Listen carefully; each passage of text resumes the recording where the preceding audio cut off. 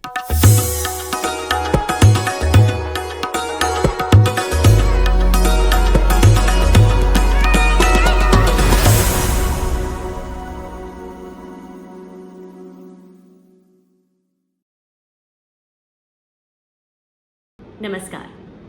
जयपुर राजस्थान कला और कलाकारों के लिए जाना जाता है और इन्हीं में एक कलाकार ऐसे हैं जिन्होंने दशकों पुराने सामान यानी कि एंटीक चीज़ों को अपने घर में संजो कर रखा है। पुराने रेडियो, टेलीविजन, टेलीफोन, ग्रामोफोन, कैमरे, पुरानी घड़ियाँ, वाद्य यंत्र और कई अनेक वस्तुएं शामिल हैं इनके कलेक्शन में। हमें अपने इतिहास से जोड़ने वाले ये आर्टिस्ट हैं श्री विनय शर्मा जी। तो आइए करते हैं बातचीत जयपुर के चित्रकार और हेरिटेज कंजर्वेटर श्री विनय शर्मा जी से हमारा राजस्थान सक्षम राजस्थान के आज के इस एपिसोड में। नमस्कार विनय जी, बहुत बहुत स्वागत है आपका हमारा राजस्थान सक्षम राजस्थान के आज के इस एपिसोड में। विनय जी, मेरा सबसे पहला सवाल आपसे ये है कि आपने अतीत की धरोहर को कला के माध्यम से संग्रह किया, ये करने का विचार आपको कब आया और इसकी शुरुआत कैसे हुई? मेरा जन्म एक छोटे गांव में हुआ, यहाँ से जयपुर से करीब 100 किलोमीटर दूर। तो वहाँ का जो परिवेश था या मेरे घर का जो परिवेश था, पुरानी चीज़ें वहाँ रहती थी। मेरे परदादा आत्मानंद सरस्वती, उनकी बहुत सारी किताबें, उनका एक संदूक जिसमें उनके लिखे हुए ग्रंथ, और घर में और कई ऐसी कलात्मक चीज़ें रहती थी। तो बाल मन में कोई बहुत वो तो रहता नहीं था, इस तरह की जिज्ञासा तो थी नहीं, पर उनकी जो आकृति मैं देखता था, उनके आकार जो देखता था, तो मुझे लगता है क्यों नहीं इन सब चीज़ों को मैं एक जगह इकट्ठा करना शुरू करूं। और उसी समय से कोई भी मुझे ऐसी चीज़ लगती, मैं कहीं भी कोने में या घर के किसी बुखारी में लाकर उनको मैं रख देता था। पर मैं उस समय भी मुझे ये था कि उपयोग में तो आती है चीज़ें, पर इनका कलात्मक जो पहलू है वो अलग है, वो हमें आकर्षित क्यों करता है। तो ये सवाल मेरे बाल मन से ही शुरू हो गए थे और मुझे लगता है वहीं से इन चीज़ों के प्रति जो मेरा आकर्षण है वो बढ़ता गया।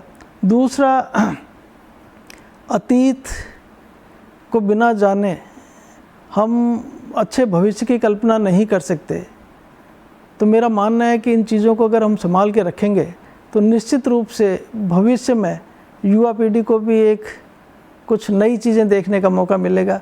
तो इसी उद्देश्य से मैंने ये संग्रह करना शुरू कर दिया था, बचपन में ही शुरू कर दिया था। पर जो जो समझ बढ़ने लगी या उम्र जो जो बढ़ने लगी, तो और चीज़ों की ओर जो मैंने वहाँ उस समय नहीं देखी थी उनकी ओर भी मैं आकर्षित होने लगा और उनको भी मैं इकट्ठा करने लगा। तो मैं तो ये कहूँगा कि जब मैं 8वीं 9वीं में पढ़ता था, उसी समय से एक अजीब सी प्रेरणा कहें या मेरे माता पिता जी का एक क्योंकि उनको भी इन चीज़ों में रुचि थी, तो उनका भी एक मार्गदर्शन कहें वो मुझे मिला और इन चीज़ों की मैं और आकर्षित हुआ और ये चीज़ें मैंने इकट्ठा करना शुरू कर दिया।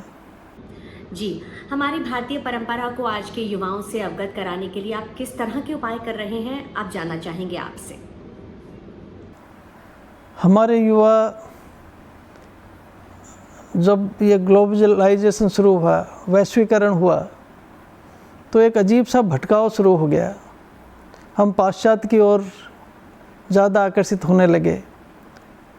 मेरा ये मानना है कि जब तक हम भारतीय आध्यात्म, भारतीय चिंतन से हम अपने युवाओं को नहीं जोड़ेंगे, तो कहीं न कहीं हम अपनी जो जड़ें हैं उनसे हम दूर होते जाएंगे। इसीलिए मेरा एक दूसरा जो पहलू था, दूसरा जो मेरा पक्ष था, वो ये भी था कि इन तमाम चीज़ों से, क्योंकि इनमें कहीं न कहीं आप चाहे पुराने हाथ के लिखे हुए ग्रंथ देखो या पुराने मांडने देखो या हमारी पुरानी जो रहने की जीवन शैली थी, किस तरह हम जिया करते थे, उस समय किस तरह आनंद लेते थे, आज से करीब 40, 50, 60, 70 साल पहले या 100 साल पहले। तो उन तमाम चीज़ों को जो हमें जीवन में एक प्रसन्नता और एक खुशी देती थी, जिससे हम आज विमुख होते जा रहे हैं, दूर होते जा रहे हैं, तो उन चीज़ों को मैं युवाओं के सामने कैसे लेके आऊँ, ये मैंने इस स्टूडियो अतीत राग के माध्यम से मैंने सोचा कि क्यों न मैं उन चीज़ों से लोगों को, युवाओं को रूबरू करूं, जिससे उनको पता लगे कि ये था हमारा सुनहरा भारत, ये था हमारा सुंदर भारत, जिसमें कितनी कलात्मकता थी उस समय, कितनी विविधताएं थी, कितना सौंदर्य था, कितनी लय थी, जिनको हम आज छोड़ते जा रहे हैं। तो मेरा यही मानना है कि इन सब चीज़ों को देखकर निश्चित रूप से हमारे जो युवा हैं वो हमारी जो जीवन शैली थी, जीवन पद्धति थी, या हमारा जो इतिहास था उससे वो जानकारी लेंगे, उससे रूबरू होंगे, और निश्चित रूप से उनको जो एक भटकाव है, जो एक अलगाव की सी स्थिति है, वो ये सारी चीज़ें उनको जोड़ने का प्रयास करेगी। विनय जी, आपको पेपरमैन के नाम से भी जाना जाता है। इस नाम से आप क्या संदेश देना चाहते हैं? पेपरमैन कोई मनुष्य जीव नहीं है, ये एक विचार है, और उस विचार को ओढ़कर मैं लोगों के सामने जाता हूँ और बताता हूँ कि देखो, ये है भारत, ये है भारत का अध्यात्म। क्योंकि जो पेपर मैं पहनता हूँ वो कपड़े पर पुराने पन्नों को, लगभग 100, 200, 250 साल पुराने जो लिखे हुए पन्ने होते थे, उन पन्नों को चिपका कर मैं अपनी ड्रेस बनाता हूँ, अपना वस्त्र, अपनी कॉस्ट्यूम तैयार करता हूँ, और उनको पहनकर लोगों के सामने जाता हूँ और ये कहता हूँ कि देखो, जिस लेखनी से आप दूर होते जा रहे हो, आप लिखने की परंपरा को छोड़ते जा रहे हो, तो उससे क्या हमारे दिमाग में जो लय बनती थी वो लय बनना बंद हो गया और एक अजीब सी निराशा शुरू हो गई। तो मैं भारतीय चिंतन, भारतीय अध्यात्म को लोगों के सामने एक विचार के रूप में प्रकट करता हूँ, जाता हूँ लोगों के सामने। लोग पूछते हैं कि आपने ये क्यों पहन रखा है, फिर मैं कहता हूँ कि देखो, ये भारत का जो अध्यात्म, भारत का इतिहास, वो इन पन्नों में छिपा हुआ है। फिर वो पूछते हैं तो फिर मैं उनको विस्तार से बताता हूँ। तो ये एक विचार है जिसको मैं धारण करता हूँ, जिसको पहनकर, जिसको ओढ़कर मैं लोगों के सामने जाता हूँ। जाहिर है, संग्रह को आज यहाँ तक पहुँचाने में आपको काफ़ी मुश्किलों का सामना भी करना पड़ा होगा। ऐसे में किस तरह से किया आपने इन सब मुश्किलों का सामना? क्या कुछ चुनौतियाँ आई आपके सामने?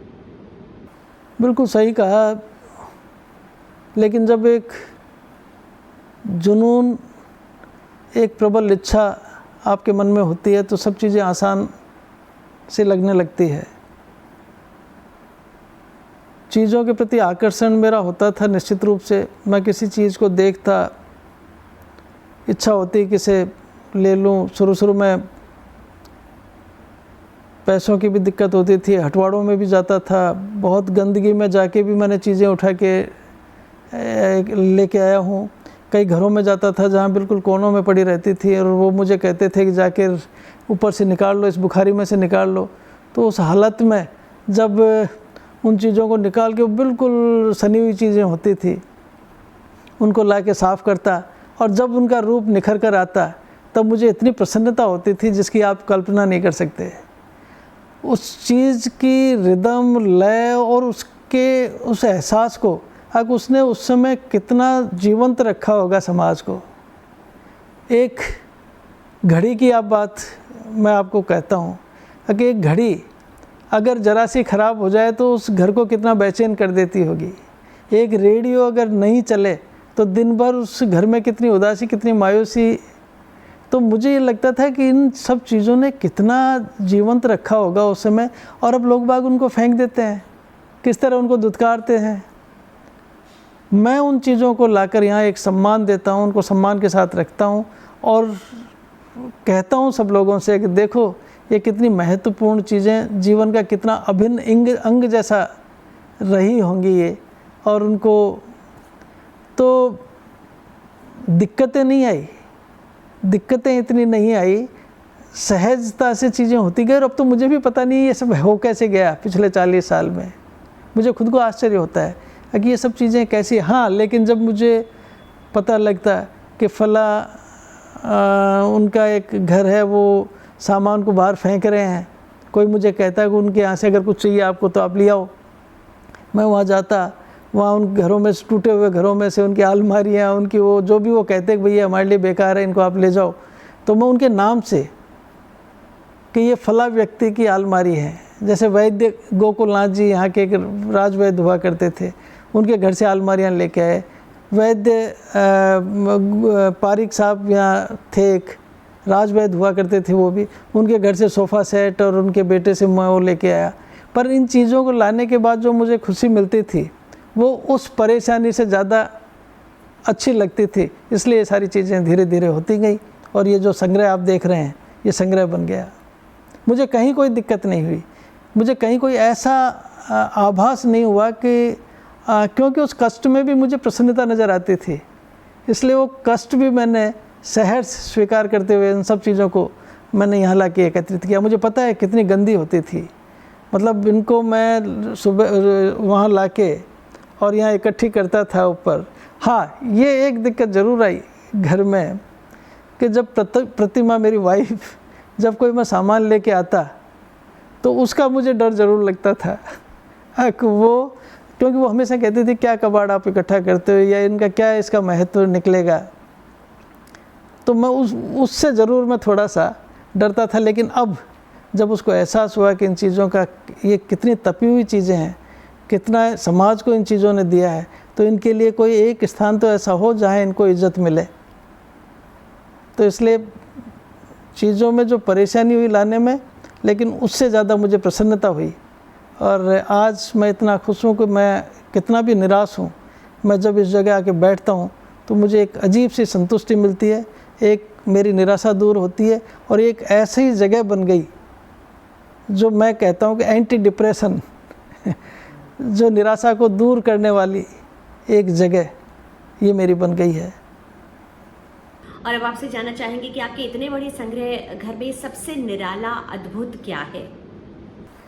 मेरे लिए तो हर चीज़ अद्भुत है यहाँ, क्योंकि हर चीज़ का अपना एक महत्व है। मेरे पास खान अब्दुल गफ्फार खां सीमांत गांधी जो एक केसरदानी महात्मा गांधी जी के लिए देने के लिए लेके आए थे, उनके और वो उन्होंने महात्मा गांधी जी की जगह उस समय एक यंग स्वतंत्रता सेनानी थे गंगाराम धोरे, उनको वो दी और गंगाराम धोरे जी के पौत्र ने वो मुझे इस स्टूडियो के लिए ला के दी।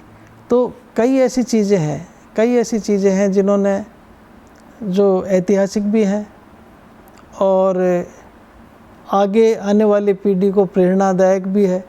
तो ये सब चीज़ें, ऐसी तमाम चीज़ें, रेडियो मेरे पास करीब 200-250 रेडियो हैं और सन 1935 से लेकर 1975 तक के अलग अलग मॉडल, अलग अलग देशों के वो मेरे पास हैं। एक कैमरा मैं पोलैंड से लेके आया जो हिटलर ने नाजी सेनाओं को उस समय वितरित किए थे, मोबाइल टेलीफोन है, तो वो मेरे संग्रह में है। ग्रंथ, हज़ारों ग्रंथ हैं हाथ के लिखे हुए जिनमें उस समय का इतिहास छुपा हुआ है, वो इस अतीत राग स्टूडियो में सुरक्षित हैं, जो आगे की पीढ़ी के लिए, युवा पीढ़ी के लिए निश्चित रूप से एक प्रेरणा बनेंगी। जब आप भारत की कला को विदेश में लेके जाते हो या अपने चित्रों की प्रदर्शित करते हो तो वहाँ के लोग बड़े गौर से हमारे देश की कला को देखते हैं। और मेरा भी मानना है कि भारत कला की जननी है, यहाँ से कलाएं पैदा हुई हैं और विदेशी या बाहर के जितने भी थे उन्होंने अपने यहाँ के तत्वों को अपने कला में समावेशित किया है। तो हम बड़े गौरवान्वित होते हैं भारतीय कला को विदेश में दिखाकर। Poland, Germany, England, Austria, Hungary, Egypt, कई देशों में प्रदर्शनी की है और लोगों ने यहाँ की कला को सराहा भी है। मुझे जो बेहद खुशी हुई या अपने कलाकार होने का जो मुझे गर्व हुआ, वो जब भारतीय दोहा एशियाई खेलों में जो एशियन आर्ट की एग्जीबिशन हुई थी उसमें भारत का प्रतिनिधित्व करने का मौका मिला। मतलब यहाँ के इतने वरिष्ठ कलाकारों थे पर मेरा उसमें जो चयन हुआ वो मुझे कलाकार होने का एहसास कराता है और मुझे गौरवान्वित करता है। और मैं अपने आप को सौभाग्यशाली मानता हूँ कि मैंने कला को अपना पेशा चुना, क्योंकि इसी ने मुझे उस मुकाम तक पहुँचाया। नहीं तो एशियाई खेलों की ओपनिंग सेरेमनी में आप भारत का प्रतिनिधित्व कर रहे हो उन खिलाड़ियों के साथ, ये इस कला की ही देन है। तो ये एक बड़े गौरव के क्षण थे मेरे लिए। तो मेरा ये मानना है कि समय समय पर गुरुजनों के दिशा निर्देश, उनका जो सहयोग आगे बढ़ने का, और ख़ासकर माता पिता का जो संस्कार और प्रकृति को देखने का नज़रिया, इन सबों के मिश्रण से कलाकृतियाँ अपने आप निखर कर आने लगती है, बनने लगती है। क्योंकि चित्र वो नहीं होता जो दिखता है, चित्र वो होता है जो आपकी आत्मा से आपके विचार रेखाएं निकलकर किस रूप में फलक पर आती है, सरफेस पर आती है, वो पूर्ण रूप से विचार होते हैं। और अगर आपके विचार सुदृढ़ होते हैं, आपके विचारों में एक शुद्धता होती है, तो निश्चित रूप से आपकी आकृति, आपकी कलाकृति भी सुंदर बनकर आती है। और अगर मन में विकार हो तो निश्चित रूप से फिर विकृति ही बन के आएगी। तो प्रेरणा प्रकृति से मिलती है, प्रेरणा साथियों से मिलती है, और गुरु का जो मार्गदर्शन है और माता पिताओं का जो आशीर्वाद है, ये सारी चीज़ें मिलकर आपके दिमाग, आपकी रेखाओं को बनाते हैं। तो मैं तो यही कहता हूँ कि प्रेरणा चारों तरफ से मिलती है, सभी से मिलती है, हर चीज़ से प्रेरणा मिलती है। और मुझे तो सबसे ज़्यादा प्रेरित ये चीज़ें करती हैं जो मेरे स्टूडियो अतीत राग में हैं। मैं भी चिंता कर रहा हूँ कि हमारे युवाओं का क्या होगा, क्योंकि आज के युवाओं में जो भटकाव है, वो तुरंत पाने की जो होड़ है कि सारी चीज़ें हमें एक साथ मिल जाए, ऐसा नहीं होता है। आप धीरे धीरे प्रयास करें, एक एक सीढ़ियाँ चढ़ें, एक साथ 10 सीढ़ियाँ चढ़ने का प्रयास नहीं करें, निश्चित रूप से आपको सफलता मिलेगी। ईमानदारी और त्याग और तपस्या अपने काम के प्रति, अगर ये आप धारण कर लेंगे तो निश्चित रूप से आज का युवा आगे बढ़ सकता है। विनय जी, बहुत ही अच्छा लगा आज आपसे बातचीत करके। और जो काम आप कर रहे हैं वो एक, अगर हम हिस्टोरिकल व्यू पॉइंट से देखें तो एक बहुत ही अच्छा काम है जो आप कर रहे हैं। तो हमारी सभी शुभकामनाएं आपके साथ हैं। और अब हम आपसे जानना चाहेंगे कि आपको कैसा लगा आज हमारे इस प्रोग्राम हमारा राजस्थान सक्षम राजस्थान में आकर हमसे बातचीत करके। हमारा राजस्थान सक्षम राजस्थान का ये प्रयास बहुत ही सराहनीय है। निश्चित रूप से युवा पीढ़ी को, समाज को एक ऐसी जानकारी जो खोज कर आप लोग देते हैं, वो बहुत ही प्रशंसनीय है। और मुझे उम्मीद है कि ये प्रयास निश्चित रूप से हमारे समाज में एक अलग प्रवृत्ति को जागृत करेंगे, एक नई तरीके की चेतना पैदा करेंगे। तो मैं बहुत बहुत साधुवाद और धन्यवाद देता हूँ हमारा राजस्थान सक्षम राजस्थान, क्योंकि निश्चित रूप से आप इस तरह के कार्य कर राजस्थान को एक ऐसा सक्षम राज्य बनाएंगे जिसकी आवश्यकता युवाओं को भी है और हमारे समाज में रहने वाले प्रति व्यक्ति को भी है। तो आपका बहुत बहुत साधुवाद। और इस तरह के जो इंटरव्यू हैं, जिस तरह से खोज कर आप कर रहे हैं, ये तो बहुत ही प्रशंसनीय है। निश्चित रूप से इससे और भी लोग प्रेरित होंगे और इस तरह का प्रयास करेंगे। आपका बहुत बहुत धन्यवाद विनय जी कि आपने अपना कीमती समय हमें दिया। और इसी के साथ हम इस एपिसोड को यहीं अंत करना चाहेंगे। धन्यवाद। आपका बहुत बहुत साधुवाद, धन्यवाद।